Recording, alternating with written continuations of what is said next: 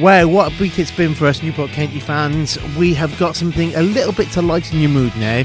Here's an interview we did the other week with Newport's number 29, Will Evans. We talked loads of stuff with him, a bit of fun, a bit of seriousness, and it's before James Robbery left the club as well, so please bear that in mind. Going to take you through the listener questions, our questions, and some silly stuff as well. So talk to me, how did you get into football? When did you realise there was a rain thing that you could kick about? It come to me probably second fiddle, having grown up on a farm. That was always come first in our family. But it was probably my older brother got me into it in the garden, and as soon as we'd finished what we did on the farm, it'd be me and him in the garden, and I'd probably owe it to him for getting me into football. Yeah, his fault. We'll blame him. Yeah, we'll blame him. Where were we growing up to? Where was that? Mid Wales it was, so about 30 minutes from Wrexham. So yeah, that's where I learnt my trade, if you like.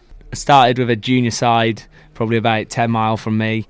Worked my way up there till about from 8 to 10. We had a couple of years in that. And my brother actually sent a letter to Shrewsbury Town Centre of Excellence saying, would you consider taking my younger brother on a trial? And I went to the trial, and after 4 weeks of trials, they offered me to sign with Shrewsbury Centre of Excellence. So a really, really old school way of doing it. But I had 5 really good years there, and from the age of 10 through to 15, I was at Shrewsbury Town Academy, and it was a year before my scholar, and I didn't get that final year, and it was one of them. Then I stopped playing football for a year.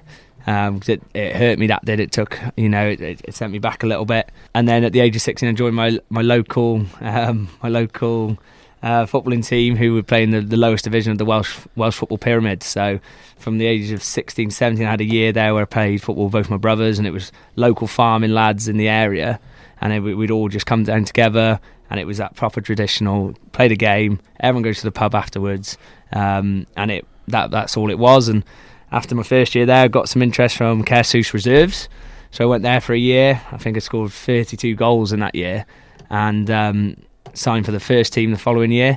Played 3 or 4 games for them, and I was off to uni in Cardiff. So moved down to Cardiff, Met for uni. Went through a trial period there, and I played 10 minutes of my first trial, and the first team manager came up to me and said, "Do you fancy coming to train with us?" So I only went down there to study. I didn't even know they had a Saturday League team, and lo and behold. So just backtrack a little bit then. Yeah. So I can't believe that you've got a brother that's supportive. My sister was evil to me. She's 8 years older than me. We get on great now. I just want to say that for the record. But she was teaching me how to swear, so she could bribe me and say, "You know how to swear. I can tell mum and dad on you." You've got a brother that writes a letter to, did you say Shrewsbury? Shrewsbury, yeah. Amazing. Well, I say that I have a middle brother who's not quite as supportive, so he's the one. Middle child syndrome. You've got to be so careful with that one. Back to uni. What did you go to study? I did sports coaching for my first 3 years.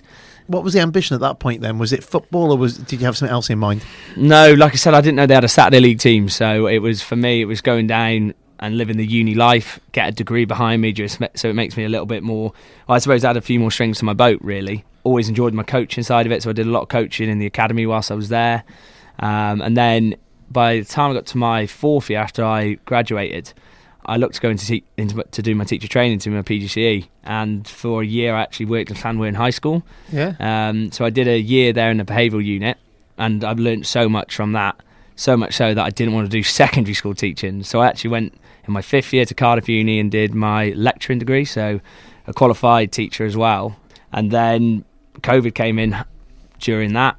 Applied for jobs for the next 6 months. No one was hiring because nobody was in the colleges and the universities.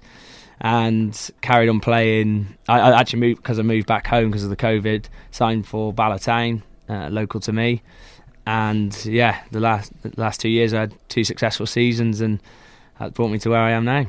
Brilliant stuff. So the coaching thing, was that overall sports coaching, or was it specifically football? No, it's overall sports coaching. So it was all the theory side of it, and I love stuff like that. Yeah, very detailed and stuff, but yeah, learned a lot from it. I know we're going to pick up a bit of that with Luke in a couple of seconds' time, some of that era of your career, but let's come forward to a bit more of where we are right now.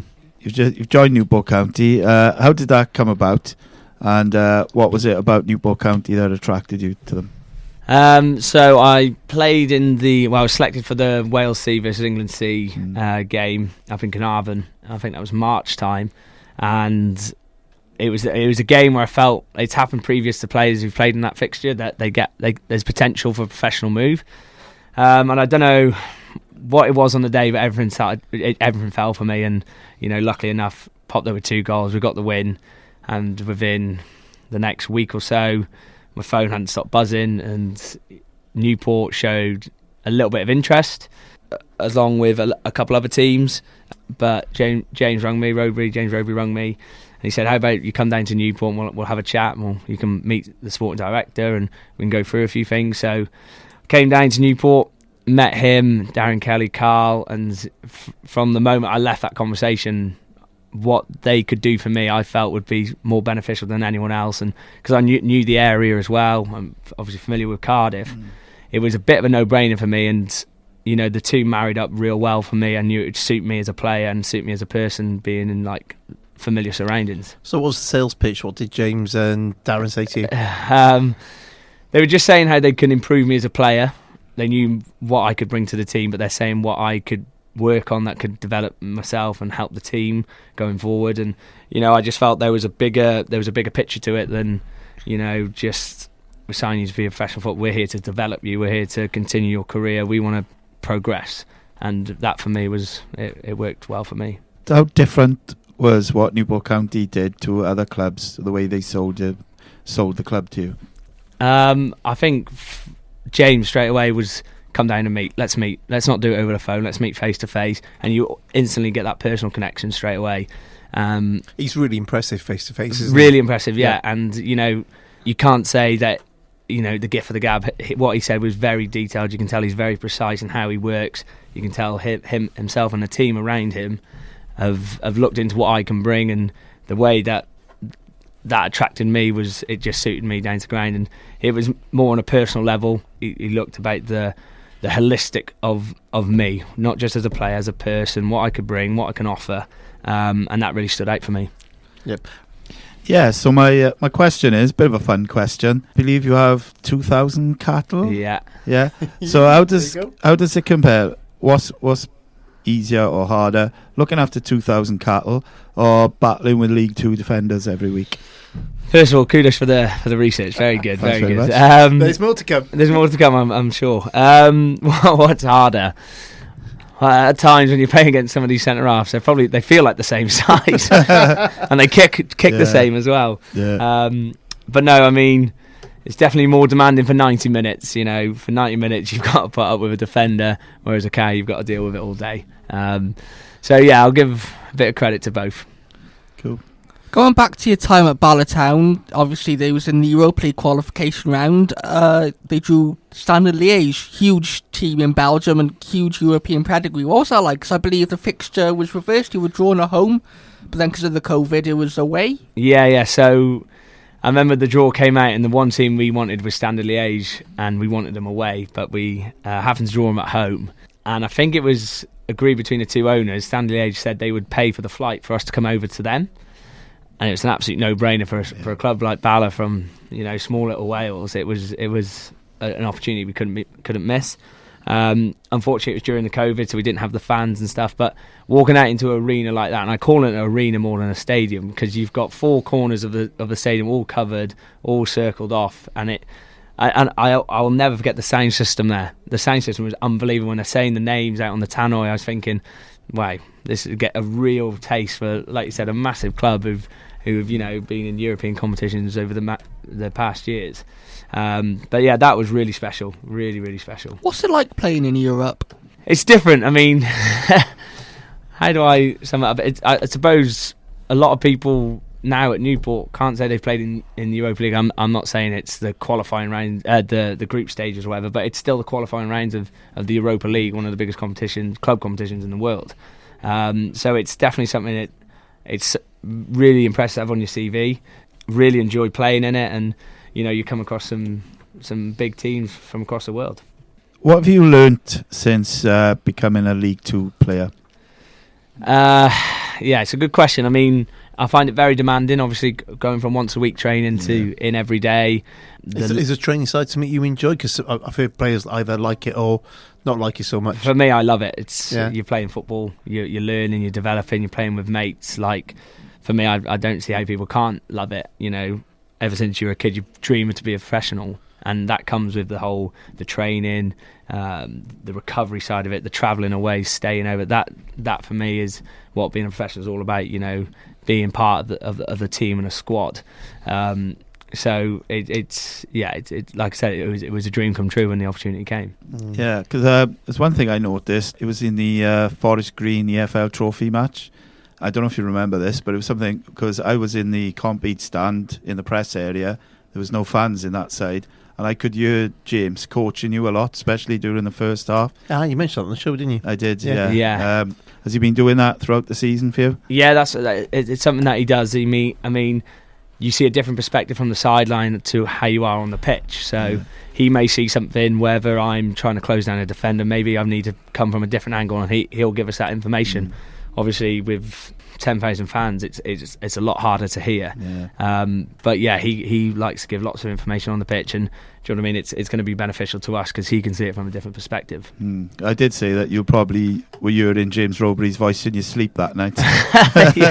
yeah. It'd be nice if we went on to win, but Yeah. it was.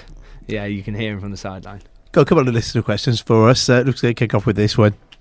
Yeah, this is from David Paul Green on Facebook. He says, do you think Newport County can turn on their current home form?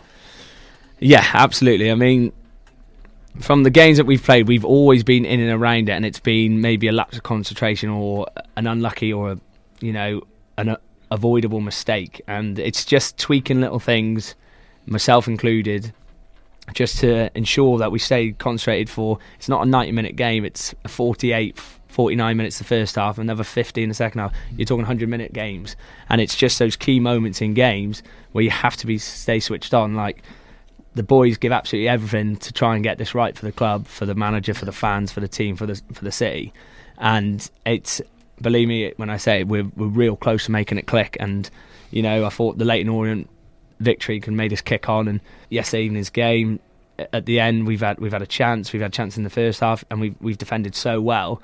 And if we come from that game with a draw, or even could have taken the free, we're having a completely different conversation, and I know that will come. And it's just, we've got to bide our time. But I do agree, we've got to start turning performances into points. Similar question from Alison Davis. I can ask you the way that Alison has worded it, and I might give you a second. Indeed, and I might give you a second option on it then. So feel free to take either one. So Alison directly says, "How do you feel about the current position in the table?" I'm going to add to that. How do you think you can change the current position of the table? What could you do as part of the squad? Obviously, we would love to be higher. We like to be higher for everyone involved in the club, including the fans, and everyone at the club is working together to try and get us higher up the table, because ultimately you can put in a good performance and lose 1-0. Well, the only stat that matters is that top one with a loss. So there's things that can be worked on, things that can be altered slightly, and we're always working throughout the week to try and make sure that we're on come Saturday or Tuesday that we're firing, and we're trying to we're trying to score goals, we're trying to keep clean sheets to get us up that table. There's, like I said, there's been times in games where we could take chances or we can avoid mistakes, and we'd be having a different conversation now. But there's little things that just need tweaking, and I know we're really close, and I can see it now, and everyone's working in, everyone's gelling together, and we are trying to strive to get up the table. And I know it will come, but it's going to take time. It's not as easy. You've got all these other clubs will probably be saying the same things, but it's something where we just got to stick together, and hopefully we can come out further up the table. Cool answer. Time to lighten the mood a little bit. Okay, nice. Yeah, I'm going to bring the fun once again. Okay. We had Dom Telford on last season. He was famously said that he looks like Peter Dinklage. So we started asking players, are there any lookalikes in the squad? So I'm going to ask you the question: is there anybody in the current squad that you can think of looks like somebody? It can be from anything. It can be from a film, from a play, maybe from YouTube. He's got one. Have I got one? Oh, he hasn't. No, man. I haven't got one yet. Ooh, it's a good question. I'm trying to go through the team now. Is there anybody in the team that gets called anything, maybe? Prince Charming. Prince Charming? Prince Charming, yeah, that's one that has stuck.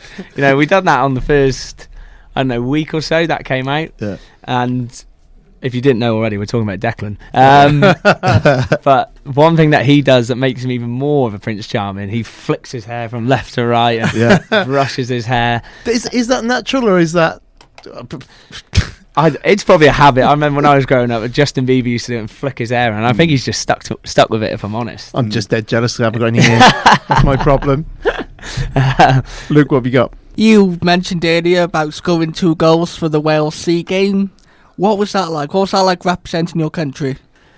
Our country. Our country. Come on. Yeah. No, that was a special moment for me. I mean, some people may say it's only the Wales C team or it's a semi-pro team. For me, if you're representing Wales in absolutely anything, whether it's tiddlywinks or dominoes, do you know what I mean? You're representing your country, whether it's semi-professional level, professional level, whatever it is.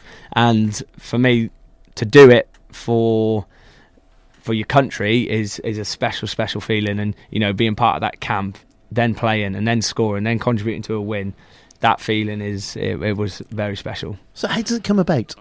So it's basically in the Welsh League, if you're a Welsh international or representative or eligible to represent Wales, you can then get selected by Mark Jones, who is a Wales C coach. He picks a squad of 20 of his best performance of the season so far. So I was actually playing almost as like an inside left forward, and he asked me to play in a front two, and I had done it previously, but I was on the left hand side, so it suited me down to the ground. But yeah, he'll go through eligible players, and I guess he'll just whittle it down: defence, midfield, attackers, goalkeepers. And then I got a call one Sunday morning. I think I'd been out the night before, you know, and I was thinking I had a withheld number. I was thinking, oh God, what's this? And it was Mark telling me that I've been selected for the Wales C squad. Brilliant stuff. I've got a question from John Vaughan, good friend of ours. How do you feel about the use of VAR, firstly, in the Premier League, and then would you like to see it used in other leagues?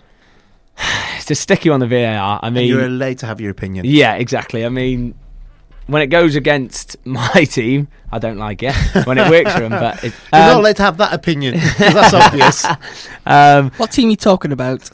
Man United. Oh, right, okay. Yeah. I don't think we should mention the result on the weekend. That's why I don't want to bring it up. But I mean, I think it does work, and I think it does stop those games. But how far back do you go of a move? Do you go back 10 seconds? Is there a cut off after 30? You can go. The ball can be in play for 2 minutes, and we go back to that first incident, which I know it's probably unavoidable. But is there a cut off point we bring in? And the whole celebrating. So you score, crowd goes wild, managers up on their feet, everyone's happy, and then it gets ruled offside. Or then you score, then you celebrate again. It kind of takes the love of the cheering and the football and that hitting the back of the net kind of feeling. I think it's good. It's good in the game, and I think it does. You know, it gets rid of the errors, but it doesn't give it the flow of football, of traditional football. So, Magic, one time, if there was a never-ending budget for League 2, would you put VAR into League 2? Ooh. Yeah, I probably would. Right. I probably would, yeah. Okay. Yeah. Because we've probably been robbed of 3 or 4 goals this season that were, you know, balls have gone out or offside that weren't actually offside. And that's when you feel hard done by. And there's nothing you can do. As soon as that ref blows his whistle, we can all run up to the ref and complain. But ultimately his decision has been made. So if there was... And that's it probably could work against us in 2 or 3 occasions as well. But, I think it would probably benefit us so far this season.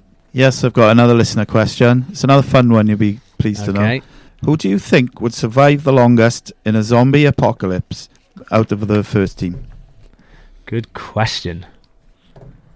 I mean, Priestley would be pretty good because he's strong and he's quick. But I feel like Aaron Lewis, I'd have to give him a shout out because he's quite sneaky and he would probably out-sneak the zombies. Okay. And I think he'd be quite, you know, he'd be one step ahead of them somehow. So I'll probably go Aaron Lewis. I went for Spitty the dog because if you've ever seen Spitty climb over fencing to spend time with young fans, that's a sight to see. Yeah, it's a good one. It's really good. Yeah.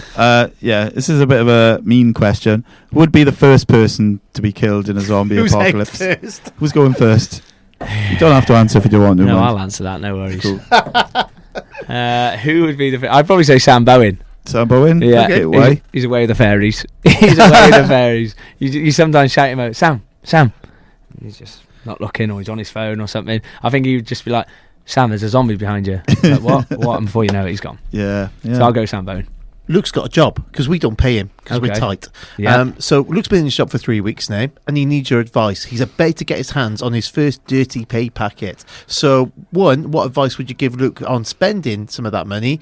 And two, what did you spend yours on? Right. Okay. So your first pay packet. Yeah, it's Yes. a big one. Wow. It's a lot of money It's a lot of money. to me because I'm just broke all the time. He's loaded. He's rich from all. Right. Okay. We're talking a First- couple of hundred a year. Yeah. That's what we're talking about, Talking Will. A couple of megabytes. hundred. Yeah. At least two. Well, I'd probably pop into town, get yourself a new outfit, and get straight Okay. into Potters. Yep. That's what I'd do. Yep. He's got away. He's 2 weeks away from his 18th birthday. Yeah. You did say Potters. Did you Yeah, say yeah, Potters? yeah. They do food. Yeah, you can go You for do food. food, There you go. yeah. We can go for food. Hang on, Yep. this is great. Potters, you now owe us £10.50. And Stephen loves the Potters. They do I a do. great Sunday lunch. That's now £30, £31.50. There you go. That they owe us. There we go. There you go. Well, God, we're cheap, aren't we? So yeah. What did you spend yours on? What did I spend mine on? What did I spend mine on? Oh, God. I'm not very good with money, so there's probably a lot of lot of things I could probably reel off here. But I was just buying pointless things like new pairs of socks when I've got millions of pairs of white socks and boxes and stuff like this that I didn't really need but I wanted. So I don't know. Oh God, you're bringing up too much history for me now that I just spend all my money on pointless stuff. See, I can't remember. Mine were guineas and halfpence. I'm sure my Yeah. first wages were on that bad. All the notes were black and white and things like that. Final listener question from Daniel Halpern. Have you got any special quirky or weird routines that you do before a game, or anything that's been brought to your attention, or nice habits? No, so I actually look around the change rooms and we're all getting ready, and I notice people, and I sit next to Mickey in the So change you're rooms. the people watching. Yeah? I'm the people watcher, where if we get there 40 minutes before, people are sat down. Mickey is sat down and going through every single little bit of detail, and I'm looking at it and I'm thinking, God, you've got 40 minutes here. You don't have to do it straight away, but he will take 40 minutes to cut all of his K-tape, his bandages, make sure his boots have got Vaseline around them. He takes forever. And you've just got to let him do it. And because I sit next to him, I notice it more than anyone. He says he puts his left sock on first and his left, and all this. But for me, I've never really picked up on anything because I then build up pressure that if I haven't done it, then it's going to affect me. But one thing I've done since my first goal, I wore the same pair of boxers every single game. So there's one. So I'd probably say that's my one. Okay. So I'll go with that. Maybe too much information for us. Listen, Amber, but PG, we're past 7 o'clock, aren't we? Yeah, we're fine. They're cleaned in between, yeah. They are clean. They Great. are clean. Fantastic, Stephen. Yeah, so fantasy football has just returned on TV, and you've probably seen that they have an item called Phoenix from the Flames, where they recreate goals from the past. I'm going to change it up a little bit. If there's any moment from your career so far that you could recreate, what would it be? Oh, that is a good question. To be fair, along my career, for the level I was playing at, I didn't feel like I could top it, and then I'd top it. And I've got to look back to that Leyton Orient game where I've scored my first league goal that no one can ever take away from me, and I've qualified for Europa League, won penalty shootouts, won cup finals, signing my first pro contract, getting my first league start, getting my first goal, getting my first league goal. Do you know what I mean? It just mounts up. Yeah. But the one that's I think will stay in my head for a long time is that goal against Leyton Orient. And the context of the game being them top of the league, we needed to win. Probably everyone wrote us off, and I had a lot of message people saying, we didn't. We tipped you to win. Good, it. We did. So yeah, I'd say that one's got to stick out for me. In your very short time at Newport County so far, what's been the best thing about the club? Obviously, this interview. Obviously, after this interview, it sounds quite corny, but the family feel you get from a club. I've never been in that situation where I see my manager, the coaching staff, the players every single day. And the only time I could probably relate to that is probably university, where I was going to lectures with some of the players, but not all the time, and you're only trained twice a week there. But seeing players and people, and you get to see that human side of them as well, away from football, every single day. You build bonds and you build relationships with lads who are 18 and lads who are 34. Everyone's just on the same page, and that family feel is something that family's a massive part of my life, and I haven't been able to see them for a while. So having that separate football family for me has been really positive. I mean, I've got to shout at the fans as well. I think the fans are unbelievable here. I mean, home and away, they come with their voice, and obviously fans do get upset with results and stuff, but it's not for the want of trying. I genuinely think they're unbelievable, and hearing that reception from when you walk out Rodney Parade, I thought it was unbelievable support. You look up and it is jam-packed. So yeah, I'd say them two are two big things for me, the fan side of it, and then having that family feel with the club.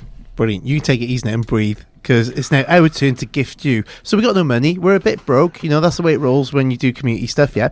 So we've got this pricey for you. So we'll first check your knowledge first. Do you know what song was number 1 on the day that you were born? Never going to give you up, Rick Astley. God, no, I was 87. That was my era. Oh, yeah. God. Worth a guess. You're much later than that. Oh. Yeah. Madonna? No, again, that was 80s. You're much cooler than that.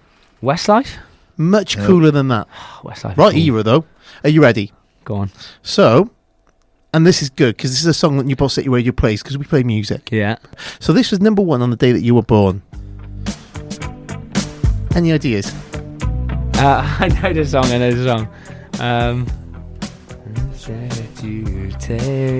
Hey?